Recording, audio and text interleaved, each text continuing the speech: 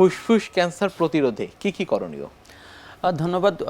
প্রথমেই বলা হয়েছে যে মানে 90% এবং 90% কেসের ক্ষেত্রে ফুসফুসের ক্যান্সারের কারণ হচ্ছে ধূমপান। তো আমরা যদি ধূমপানটা বন্ধ করতে পারি, আমরা যদি মনে করেন ফ্যামিলি, আমার নিজের জন্য, ফ্যামিলির জন্য, পরিবারের জন্য বার্ডেন না হই, দেশের জন্য বার্ডেন না হই, তো আমাদের এটা অবশ্যই এটা করতে হবে যে ধূমপান বন্ধ করতে হবে। ধূমপান বন্ধ করলে আপনি 90% শিওর থাকবেন যে আপনার ক্যান্সার অনেক ক্ষেত্রেই হবে না।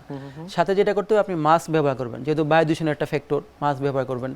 আপনি যখন বাইরে বেরোবেন, যে আপনি যদি এমন কাজ যেটা করেন যেটাতে আপনার ফুসফুসে ক্ষতি হতে পারে, তো এই কাজগুলো থেকে দূরে থাকবেন, তাহলে আপনার ক্যান্সারের প্রবণতা অনেকটা বেঁচে যাবেন। অনেক ধন্যবাদ আপনাকে আমাদের আজকের এই অনুষ্ঠানে আসবার জন্য। আপনাকেও ধন্যবাদ।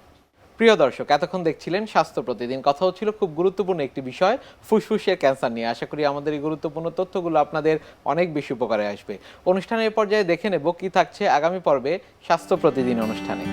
সোরিয়াসিস শব্দটা যদিও একটা মেডিকেল টার্ম বা মেডিকেলীয় শব্দ, কিন্তু পেশেন্টরা বা সাধারণ মানুষ বা যারা আছে তারা কিন্তু সবাই এই শব্দটার সাথে পরিচিত। কিছু কিছু যেমন একনি কিন্তু একটা মেডিকেল টার্ম, ঠিক তেমনি সোরিয়াসিসও একটা মেডিকেল টার্ম। এটার সাথে কম বেশি যাদের সোরিয়াসিসে যারা ভুগছে তারা তো অবশ্যই পরিচিত, এবং সোরিয়াসিস যাদের নেই তারাও অসুখটা সম্পর্কে কোনো না কোনো সময় শুনেছে তাদের আত্মীয় স্বজন, বন্ধু বান্ধব কিংবা কারো না কারো কাছে। বিশ্বের যে কোনো প্রান্ত থেকে যে কোনো সময় আপনাদের পছন্দের অনুষ্ঠান স্বাস্থ্য প্রতিদিন দেখতে ভিজিট করুন আমাদের পূর্ণাঙ্গ ওয়েব পোর্টাল www.ntvbd.com এ। এছাড়া এনটিভি সব জনপ্রিয় অনুষ্ঠান ও খবরের আপডেট পেতে ভিজিট করুন আমাদের ইউটিউব চ্যানেল ও ভেরিফাইড ফেসবুক পেজে। আজ এখানেই শেষ করছি, আগামীতে আবারও দেখা হবে। সে পর্যন্ত আপনারা সবাই ভালো থাকুন, সুস্থ থাকুন, এনটিভির সাথেই থাকুন।